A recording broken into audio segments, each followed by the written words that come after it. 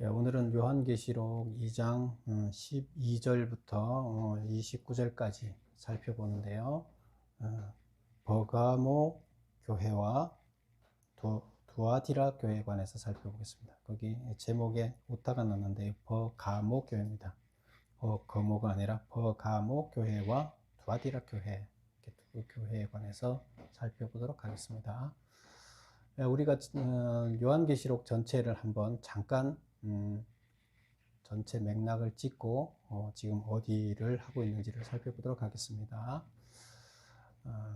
요한계시록은 전체가 세 편의 설교로 되어 있다 그랬었어요. 그래서 그 내용 전체를 살펴보면 에베소 그 7개 교회에 대한 현 상태를 지금 진단하게 되죠. 하나님께서 보여주는 모습을 그대로 이제 요한이 편지를 써서 전달하게 되는데 처음에 나오는 것은 그런 과정, 하나님께서 나를 불러서 이렇게 편지를 쓰게 했다 하는 이야기를 했고, 그 다음에 두 번째 이야기가 현재 자기가 담임하고 있는, 그리고 지교회를 관리하고 있는 지교회 7개 교회에 대해서 현 상태를 하나님께서 진단하고, 거기에서 문제점이 뭔지, 현재 당면한 문제가 뭔지, 그 문제를 해결하기 위해서 어떻게 해야 되는지를 가르쳐 줍니다. 아주 현실적인 거죠. 그것을 7개 교회에 각자 하나님께서 진단하고 가르쳐 주는데, 그래서 그것을 편지로 써서 반모섬에서 보냄으로 인해서 요한은 그곳에 가지 않았지만 그 일을 감당해낼 수 있게 합니다. 그리고 이제 그 다음 이야기는 7개 교회에 대한 이야기 다음에는 무슨 이야기가 나오냐면 심판에 관한 이야기가 나옵니다. 심판에 관한 이야기가 요한계시록에 가장 길게 나옵니다. 그래서 심판은 세 가지 심판이 있다 그랬어요. 첫 번째 심판은 뭐라 그랬었죠? 네. 첫 번째 심판, 두 번째 심판, 세 번째 심판, 이렇게 해서 세 가지 심판이 있는데요. 그 세 가지 심판이 각각 7번씩, 그래서 21번의 심판이 있습니다. 근데 이 심판은 누구를 심판하는 거라 그랬어요? 예, 로마 제국. 지금 믿는 사람들, 하나님의 자녀들을 괴롭히고 있는, 하나님의 자녀들을 죽이고 있는 로마 제국을 심판하는 이야기입니다.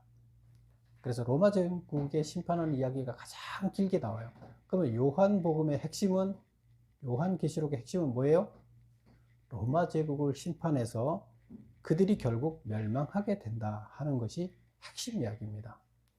그러면 우리 전쟁에서 우리를 지금 괴롭히는 자들이 죽는다는 것이 확실하게 알게 되면 우리는 승리에 대한 믿음을, 확신을 갖게 되는 거죠. 그래서 어떠한 그들이 우리를 어떻게 괴롭힌다 하더라도 우리는 거기에 굴복하지 않고 이긴다는 확신을 갖습니다. 왜? 결론을 우리가 이미 알고 있으니까. 그래서 담대하게 그들의 괴롭힘을 감당해낼 수가 있게 되는 거죠. 그래서 그렇게 해서 그것을 감당하게 하는 것이 핵심입니다. 그리고 그 다음에 종말에 관한 이야기를 언급하면서 하나님 나라가 종말은 뭐예요? 하나님 나라가 완성되는 거예요. 하나님 나라가 완성될 때 그 어려움을 겪어낸 여러분들은 어떤 대우를 받게 되는가를 보여줍니다. 그래서 그게 전체적인 이야기가 되겠습니다. 그래서 우리가 여기에서 유의해야 될 거 한 가지가 있다 그랬죠. 마치 온 인류가 멸망하는 것, 그리고 온 인류의 심판을 하기 위해서 쓴 것이다. 로마를 심판하기 위한 것이 아니라, 이렇게 착각을 하고 읽게 되면 잘못 해석한다 했습니다. 그래서 그걸 유의해야 된다 했습니다. 그래서 오늘은 2장과 3장에 있는 7개 교회를 진행하고 있는데요. 그 두 번째 시간으로 7개 교회에서 버가모 교회와 두아디라 교회를 보게 됩니다. 7개 교회를 한번 우리 볼까요? 주보 한번 보세요. 앞쪽에 보세요. 7개 교회가 어떻게 외우라 그랬어요? 에서가 벌인 두 사택은 빌라라오, 이렇게 외우라 그랬죠. 에서 버린 두 사택은 빌라라오. 그래서 에서 우리가 지금 살펴본 게 에서를 살펴봤죠. 그러니까 오늘은 버두를 살펴보게 됩니다. 근데 지도에 보면 에베소, 서머나 버가모에 공통점이 있어요. 공통점이 뭘까요? 동쪽이에요, 서쪽이에요? 서쪽 바다 옆에 붙어 있죠. 그래서 이거는 항구 도시예요. 세 군데는. 근데 나머지 이제 네 개는 항구에서부터 멀리 떨어져 있죠. 그래서 거기 네 개는 내륙 도시고 세 개는 항구 도시예요. 그런데 어디가 잘 살까요? 항구 도시가 잘 살까요? 내륙 도시가 잘 살까요? 네, 항구 도시가 이때는 여기가 물류가 이동하는 곳이기 때문에 더 잘 삽니다. 그래서 보면 에베소가 무슨 중심지라 그랬어요? 경제 중심지. 가장 잘 사는 경제 중심지라 그랬어요. 그리고 서머나 버가모도 잘 살아요. 그런데 오늘 살펴볼 버가모 우측에 있는 두아디라는 잘 못 살아요. 그러면 이쪽에는 항구 도시가 없다 보니까 이쪽에는 다른 산업이 발달을 하겠죠. 그래서 경제적으로 이런 차이가 있다. 요거를 우리가 살펴보고 넘어가도록 하겠습니다. 자, 그러면 버가모 교회로 들어가 보겠습니다. 세 번째 교회 버가모 교회인데요. 버가모 교회에 보내는 편지 그 말씀은 12절부터 시작하는데, 그럼 버가모라는 도시는 어떤 도시였느냐? 일단 항구 도시라 그랬죠. 그래서 1번 보면 소아시아의 행정 수도, 황제 숭배의 중심지. 그래서 여기에서 예수님이 뭐라고 했냐면 사탄의 권자가 있는 곳이다, 이렇게 얘기를 했어요.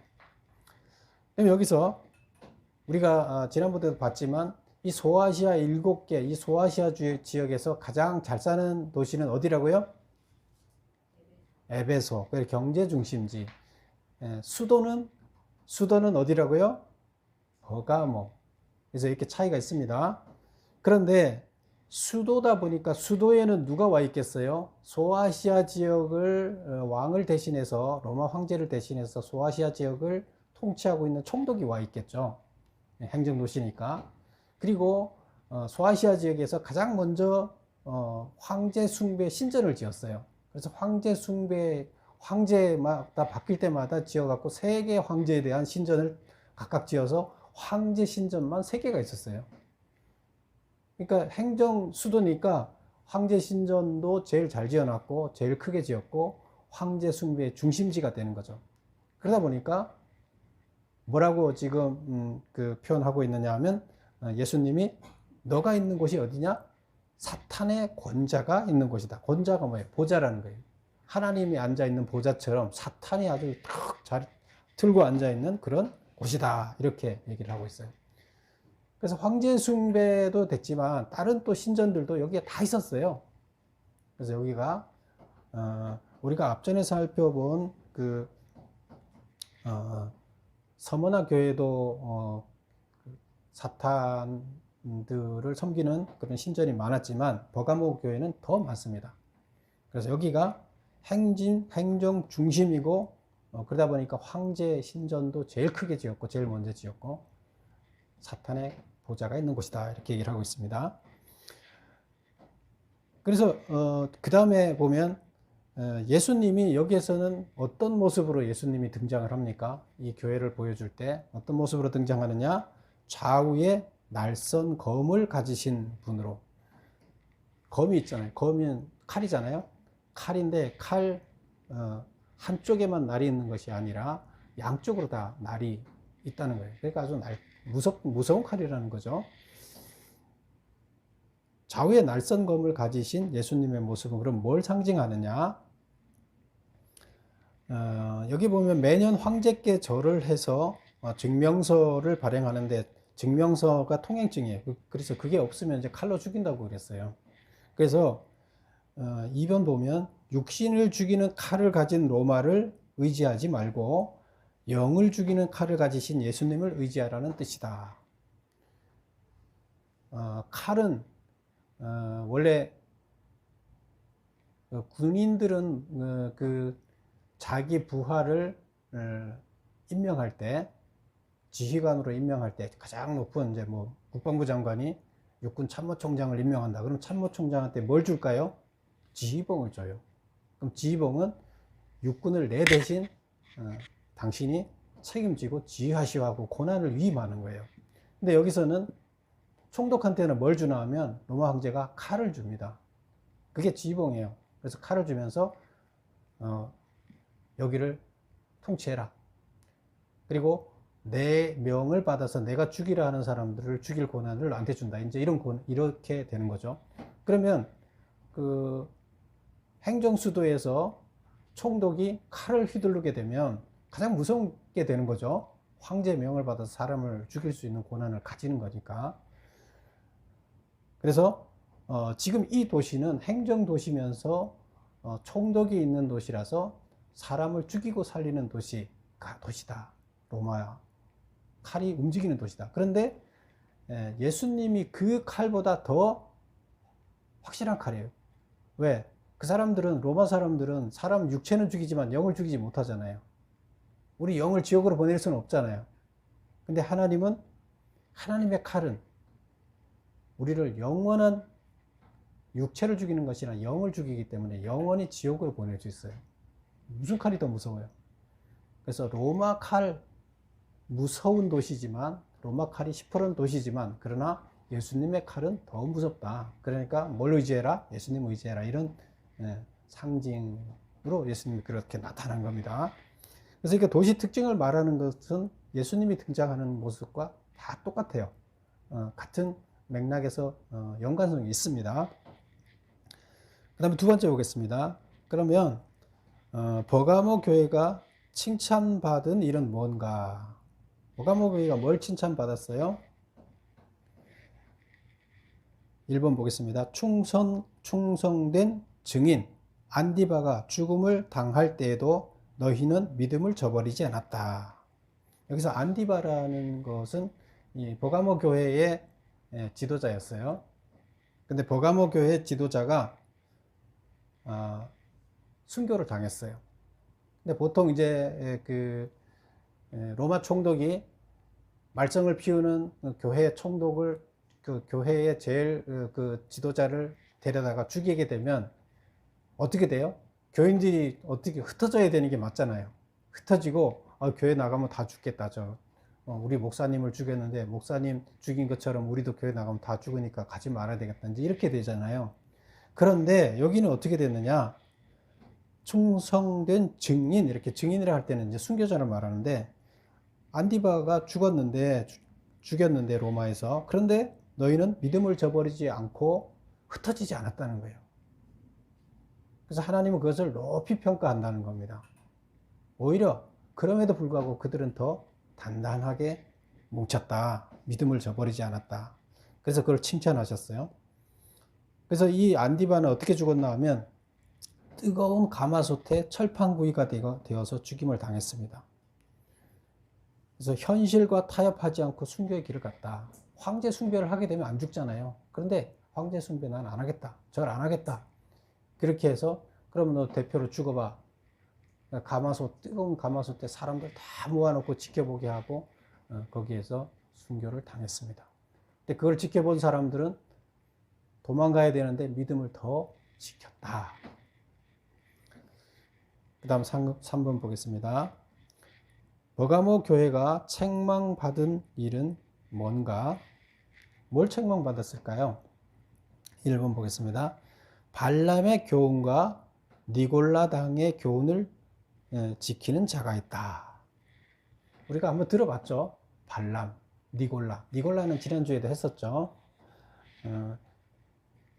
그래서 하나님의 말씀을 따라야 되는데 하나님의 말씀을 거역하는, 하나님의 백성들을 망하게 만드는 발람과 니골라 당의 교훈을 따른다. 그런 자가 있다는 거예요. 이 안에. 그러면 이 교훈을, 이단의 교훈을 따른다는 거잖아요. 이단의 교리를 따르는 자가 있다는 건데, 이단의 교리를 따르지 않았던 교회가 있었죠. 그래서 칭찬받은 교회가 어디였죠? 예, 에베소 교회는 성경 공부를 열심히 해서 이단을 다 구분해 놓고 이단을 따르지 않았어요. 그래서 이단이 들어와도 다 이단을 너 나쁜 놈이야 하고 분리를 해서 그들을 추종하지 않았어요. 그래서 그 교회에 발을 붙이지 못하게끔 만들었어요. 그게 에베소 교회. 그래서 칭찬받았어요. 그런데 그러다 보니까 첫사랑이 식었다.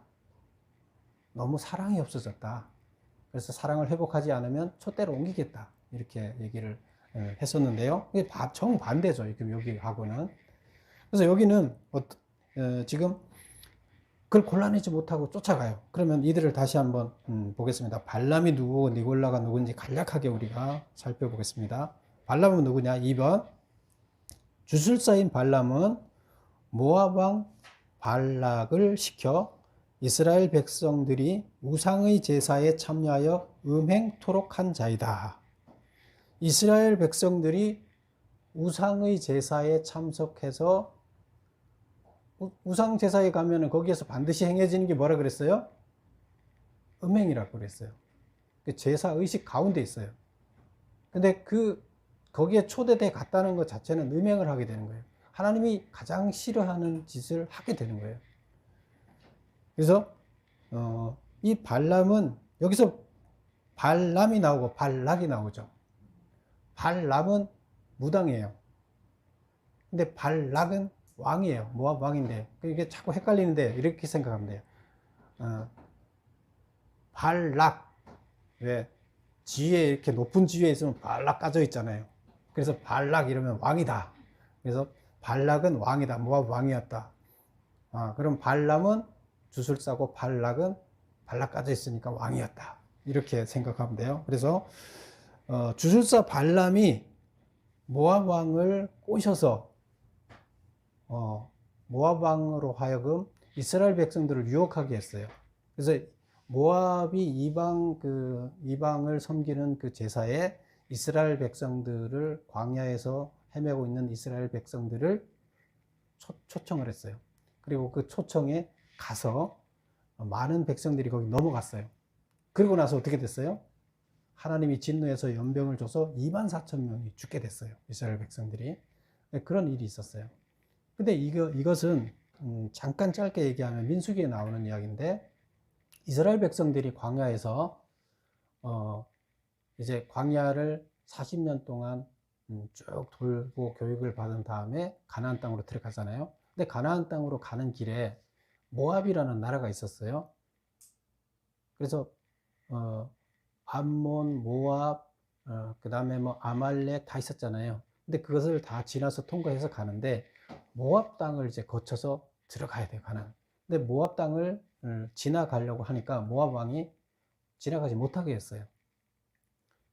그러면서 모압 왕이 뭐라 그랬냐면, 이놈들이, 이스라엘 백성들이 자기네 땅을 지나가게 되면 분명히 그냥 지나가지 않을 거다. 자기네들이 망할지도 모른다.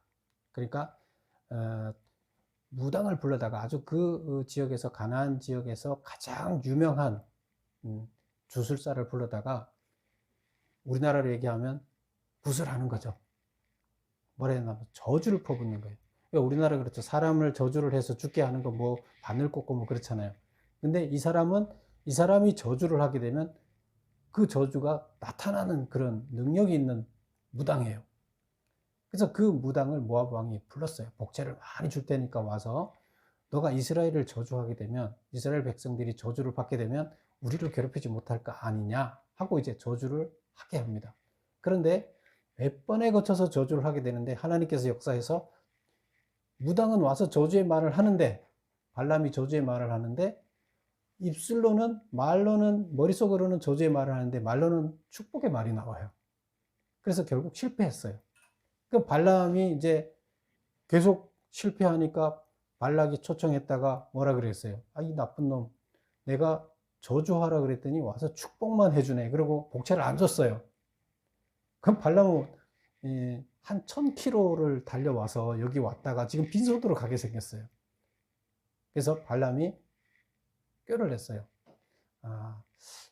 여호와 하나님이, 이스라엘 백성이 하나님이 제일 싫어하는 게 뭔지를 알았어요. 그게 뭐냐면 음란에 빠지는 거예요. 그래서 그거를 알고 모압 왕한테, 모압 왕이 쫓아냈어요. 그래서 거기에서 일단 도망을 가서 다시 모압 왕한테 얘기를 하게, 축복 저주 이거 가지고 안 된다. 스스로 이들이 타락에 빠지게끔 해야 되는데, 그렇게 되면 이들이 내가 저주하는 효과보다 훨씬 크다. 그러니까 당신이 축제를 만들어 놓고, 지금 이들은 광야에서 40년 동안 이쁜 여자들도 못 보지 않았냐. 예쁜 여자들을 해놓고 그 축제에 이스라엘 백성들을 초청을 해서 음식도 충분히 해놓고 여자들 꼬셔서 와서 그 축제에 참석하게 하고, 결국 이방 신을 섬기고 거기서 거기에 여자들에 빠지게끔 해야 된다. 그렇게 하면 효과가 나타난다 했는데 그게 먹혀들었어요. 그리고 이스라엘이 넘어가게 됐어요. 그래서 결국 여기서 발람은 뭘 한 거예요? 하나님의 백성들을 망하게 만들었어요. 이방 신을 받아들이고 음란 행위를 함으로 인해서 거룩해야 될 하나님의 백성을 망가뜨려서 이스라엘 백성들을 무너지게 만들었어요. 이게 이제 발람이에요. 그런데 지금 그 발람의 교훈을 따르는 자가 있다는 거예요. 여기서 지금 그 발람의 교훈을 따른다는 건 뭐예요? 현재 경제적인 그 축복을 받아들이면서 그 뭐예요?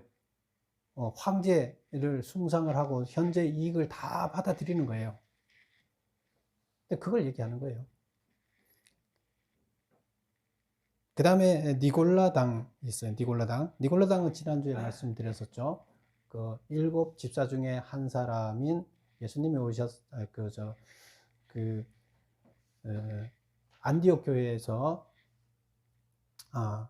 예루살렘 교회에서 인원이 늘어나면서 사람들이 늘어나는 것에 따라서 목회자가 더 필요해서 7 집사를 뽑았는데, 그 7 집사 중에 한 사람이 니골라였다. 근데 그 니골라가 이단 사상에 물들어서 이단 쪽으로 넘어가게 되고, 그 영향이 온 교회에 퍼지게 됐는데, 그게 이제 헬라 사상, 이원론에 빠져서 영과 육을 분리하면서 우리가 육체는 나쁜 짓을 해도 상관없다. 영이 구원받으면 되기 때문에 우리가 한번 구원받게 되면 그 다음에 뭐 우리 육체가 나쁜 짓을 해도 상관없다. 구원과는 전혀 상관없다. 그래서 우리가 가서 이방 신을 섬기고 거기에 음란을 하더라도 그건 육체가 한 것이고 우리는 구원받았기에 상관없다. 그러니까 우리 교인들은 거기 가서 해도 된다. 다시 말해서 황제한 숭배를 해도 된다. 이 얘기를 하는 거예요. 그리고 물질적인 축복도 받고 하나님도 섬기면 아무 문제가 없다. 이렇게 얘기를 하는 거예요. 니골라당하고 지금 발람의 교훈하고 같은 거죠, 결국에는. 그래서 지금 이 얘기를 하는 겁니다. 그래서 3번 보겠습니다. 니골라당은 육체 행위는 영적인 구원에 영향을 미치지 않으며 한 번 구원을 받으면 악행을 해도 상관없다고 하여 이방 제사에 참여하여 혼음하는 것을 용인했다. 그러면 이게 지금 뭐예요? 책망이잖아요. 이 니골라 발람의 교훈을 따르는 자가 있어서 문제다, 이 교회는. 이제 그거를 지적을 하는데, 그럼 대책이 뭐냐? 회개하라. 회개하고 돌아서라, 이제 이거예요. 근데 그렇게 하지 않으면 어떻게 된다? 내 입의 검으로 그들과 싸우리라. 로마의 검은, 양날이 선 검은 실제로 칼을 얘기하지만 하나님의 검은 뭘 얘기를 해요? 하나님의 검은 하나님의 입에서 나오는 말씀이에요. 하나님의 입에서 나오는 말씀이 검이에요. 그래서 내 입의 검, 입에서 나오는 말로 그들과 싸우리라. 결국 내 입에서 나오는 말을 통해서 그들이 심판을 받게 될 것이다. 이제 이런 얘기를 하게 됩니다. 그 다음에 4번째 보겠습니다. 그러면 버가모 교인 중에 이기는 자에게 주어진 상급은 뭐냐? 이기는 자에게 감추어둔 만나와 흰 돌을 주겠다. 이렇게 얘기를 하고 있습니다. 뭘 준다고요? 만나와 흰 돌을 주겠다는. 그럼 만나는 뭐냐? 타협하지 않고 이기는 자는 뭐냐? 타협하지 않고 신앙의 정절을 지키는 자. 황제 숭배를 안 한다는 거예요. 안 하고 결국 현실적인 이익을 추구하면서 이방신을 섬기는 짓을 안 한다는 거예요. 그걸 안 하면 이긴 자예요. 그래서 그렇게 이기는 자한테는 뭘 주느냐? 양식인데 만나가 양식이잖아요. 광야에서 준 양식이잖아요. 그런데 신약에 와서 그 만나를 예수님은 뭐라고 표현하냐면 하늘의 양식이다. 본인이 하늘의 양식이다. 생명의 양식이다. 이렇게 해요. 결국 구원을 얘기하는 거예요. 그 만나는 우리가 육체적으로 먹고 우리가 살 수 있는 만나지만 영적으로 지금 주어지는 만나를 또 여기서 얘기하는 거예요. 하늘의 양식. 그래서 그것은 하나님이 주는 살 수 있는 생명의 양식이에요. 그래서 생명의 양식을 주겠다. 구원을 주겠다는 얘기예요. 그 다음에 흰 돌이라는 것은 이때 이기는 사람들한테는 이게 거기에서 로마에서는 돌이 두 개 있어요. 흰 돌과 검은 돌이 있는데 흰 돌은 오케이 통과, 검은 돌은 못 들어와. 이게 부정이에요. 근데 흰 돌은 모든 것이 허용되는 거예요. 그럼 하나님이 주는 흰 돌은 하나님 나라의 후계자로서 천국 통행증을 주는 거예요. 구원의 통행증을 주겠다는 거예요. 검은 돌은 통행이 못하는 거죠.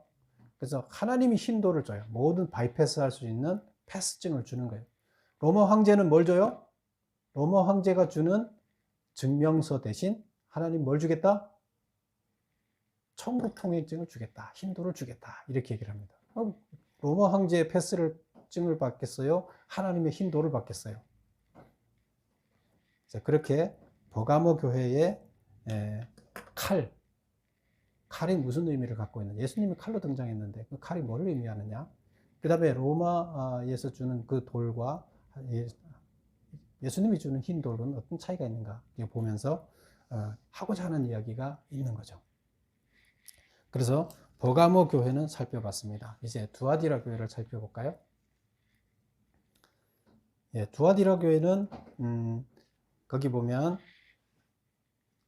항구 도시가 아니다 보니까 내륙에 있어요. 내륙에 있으니까 먹고 살 길이 없으니까 거기를 산업을 일으켰는데 어떤 산업을 일으켰냐면 섬유 산업을 일으켰어요. 그 다음에 철이 나요. 그래서 철이 나서 철로 철강을 만들고 철강 제조하는 산업이 일어나고, 그 다음에 섬유라는 거 옷을 만드는 거죠. 그래서 섬유인데 옷을 만들면 가치가 그냥 단순 옷감을 만들면 가치가 많이 나가지 않죠. 그런데 물감으로 물을 들이게 되면 비싸집니다. 그래서 섬유 산업은 물감까지 들이는 데까지 이르러서 이제 돈이 되기 시작하는 거죠. 그래서 여기는 산업 도시인 겁니다. 철강과 섬유 산업 도시로 발전해서 자립을 하는 도시로 이제 발전해 나가고 있는 그런 도시예요. 근데 부자 도시는 아니에요. 그래서 보면 두아디라는 철강 섬유 산업의 중심지가 되는데, 우리 여기 보면 섬유 산업 나오는데 빌립보의 루디아라는 사람 기억나세요? 루디아, 여자 성도예요. 빌립보 교회의 최초의 성도예요. 사도 바울이 빌립보에 가서 그리스 반도에 최초로 가서 설립한 교회가 그리스 반도의 빌립보 교회예요. 근데 그 빌립보 교회를 설립할 때 옷감 장사 루디아라는 여자가 자기 집을 내놓고 거기를 최초 교인이 돼서 사도 바울을 목회자로 이제 섬깁니다. 사도 바울은 평생 동안 돈을 받지 않겠다고 약정을 했어요. 그래서 자기는 자비량으로 자기가 스스로 벌어서 목회를 하겠다. 그렇게 해서 일주일 내내 열심히 일하고 주일날은 가서 설교하고 이러면서 전도하고 하면서 계속 전도를 그렇게 많이 일궈냈어요. 그 아시아 대륙을 전체를 다 전도를 그런 과정을 통해서 합니다.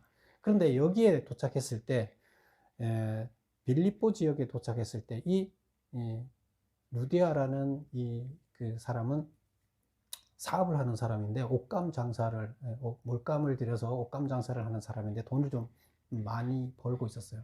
그래서 사도 바울한테 제의를 합니다. 당신이 그렇게 일하는 사이에 더 전도해라. 돈은 내가 당신 생활비 대줄 테니까 당신은 차라리 그 시간에 일을 하게 되면 7배를 더 할 수 있지 않느냐. 근데 사도 바울이 처음에는 거절했어요. 그런데 강력하게 그렇게 얘기를 하면서 이제 다른 사람 거는 안 받아도 루디아가 주는 그 후원금은 받게 됩니다. 그런데 여기 전도하고 끝난 게 아니라 바울이 계속 로마의 감옥에 잡혀갈 때 다른 데 가서 전도를 할 때도 계속 후원금을 보냅니다. 빌립보. 그래서 성경의 신약에 보면 빌립보 교회는 하나님한테 큰 축복을 받고 아주 좋은 교회로 이렇게 그 평을 받습니다. 근데 거기에 핵심이 누구였다고요? 여기에 루디아였는데 그 사람이 여기 출신이에요. 두아디라 출신이에요. 근데 여기 사람인데 거기에 가서 이제 자주 장사를 하고 있었다. 그리고 이제 그러면 여기서는 예수님이 어떤 모습으로 등장을 했냐면 두아디라의 메시지를 전할 때 예수님이 어떤 모습으로 눈빛이 불꽃 같고 그 발이 빛난 주석과 같은 예수님으로 나타났어요. 그러면 이제 이 지역하고 또 연관이 있겠죠. 그러면 이게 무슨 뜻이냐? 불꽃 같은 눈은 숨겨진 사실을 꿰뚫고 보는 눈을 얘기해요.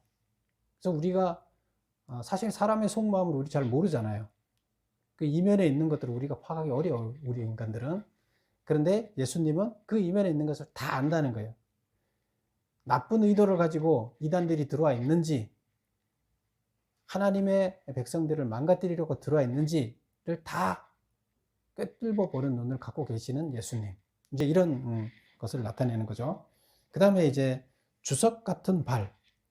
발은 왜 우리가 로봇 같은 거 보면 큰 로봇이, 강철 로봇이 그 강철로 된 것으로 장난감을 부수면 그냥 부서지는 거죠.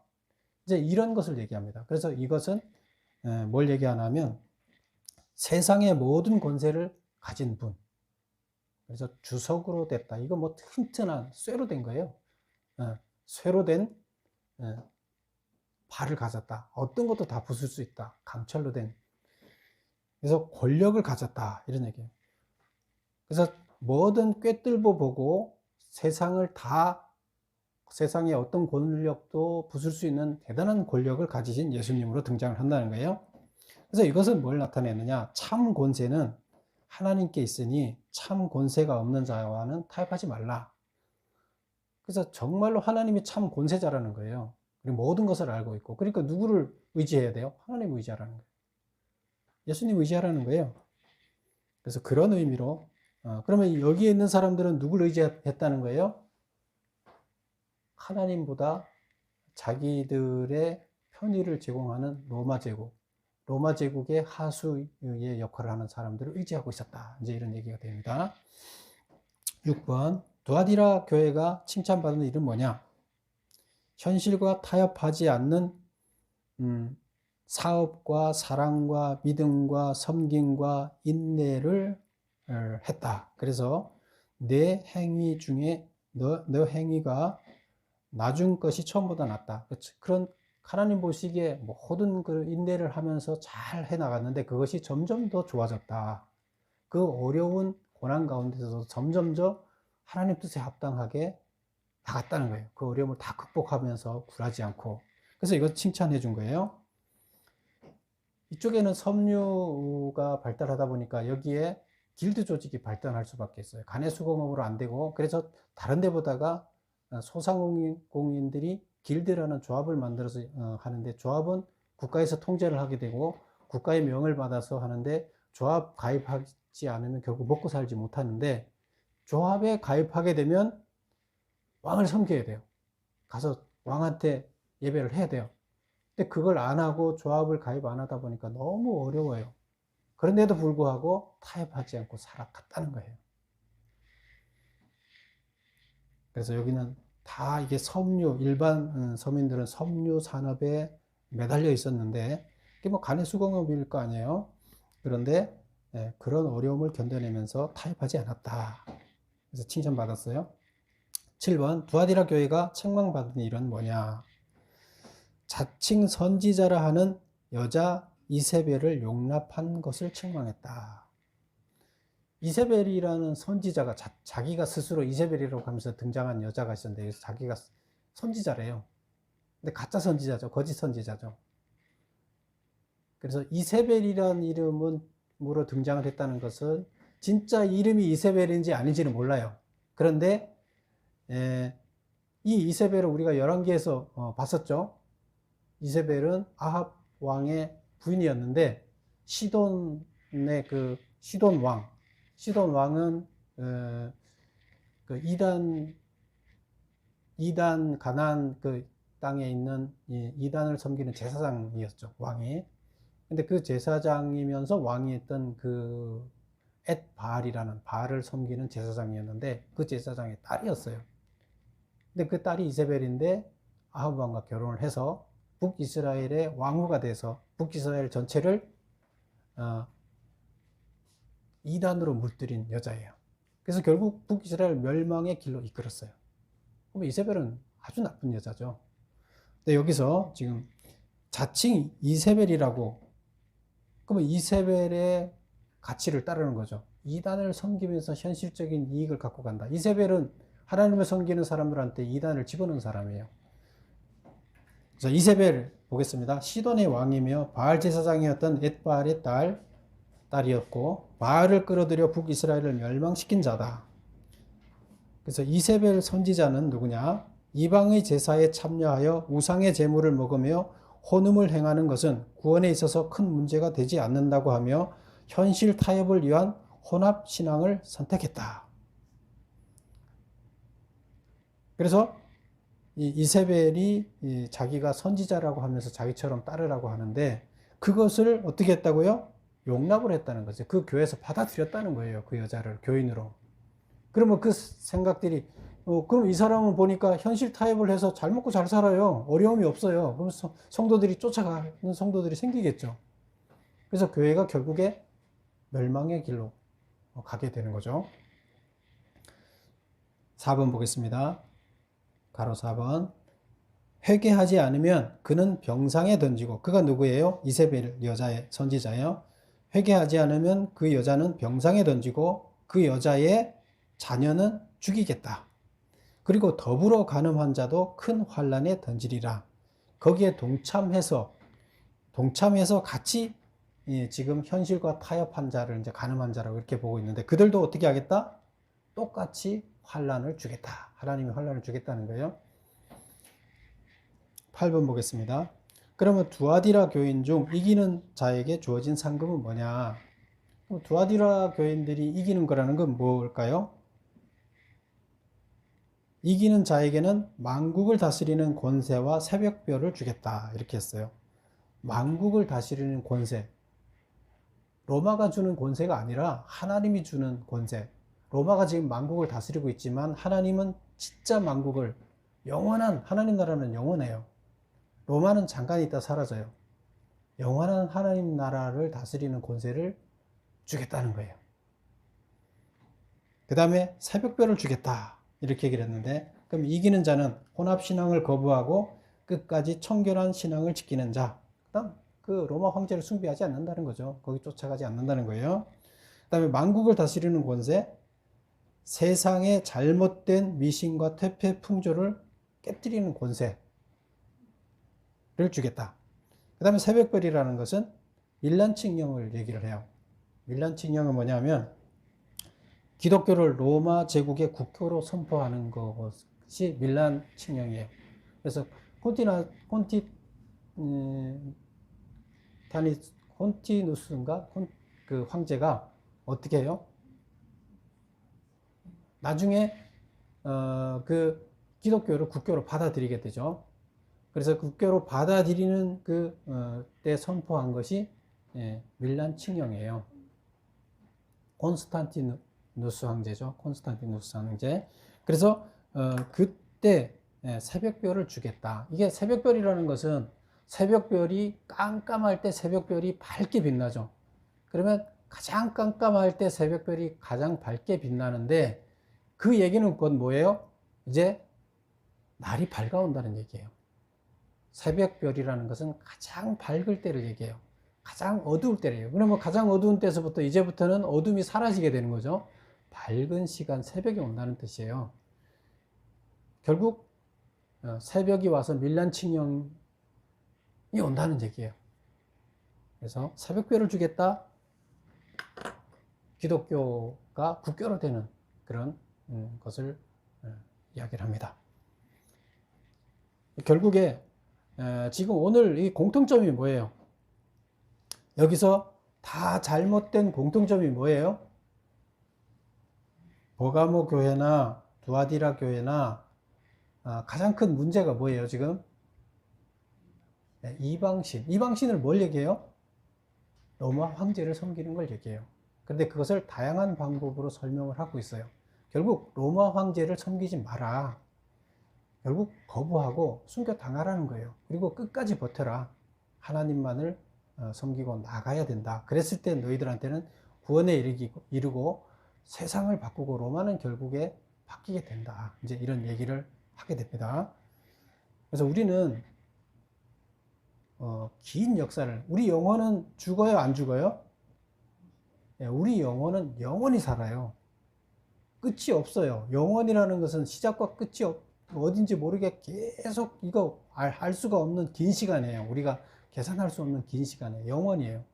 그런데 로마는 영원 속에서 얼마만큼이에요? 로마의 그 통치 시대는 아주 잠깐이에요. 근데 우리는 그 잠깐 동안 고통 때문에 영원의 세계에서 우리가 지옥을 선택하면 되겠어요? 그건 아니죠. 그래서 우리는 영원한 세계에서 하나님과 동행하면서 거기서 당당한 하나님의 자녀로 인정받으면서 살 것이냐, 아니면 영원한 세계에서 하나님한테 인정 못 받고 버려진 자식으로 평가받으면서 영원히 살 거냐, 잠깐의 쾌락 때문에, 잠깐의 먹고 사는 문제 때문에 그거 할 거냐. 우리는 여기서는 그렇게 하지 말라는 겁니다. 그래서 영원히 보장된다. 지금 거기에 연연하지 마라. 이런 얘기가 되겠습니다. 오늘날 현재를 살아가는 우리들한테 주는 메시지도 똑같은 거죠.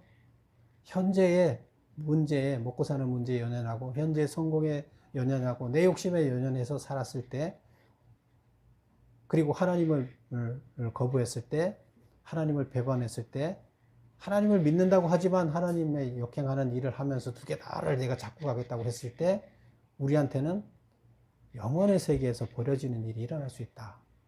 그런 얘기가 되겠습니다. 여러분 모두 영원의 세계에서 축복받는 여러분이 되시기를 축원합니다. 기도하겠습니다. 아버지 하나님,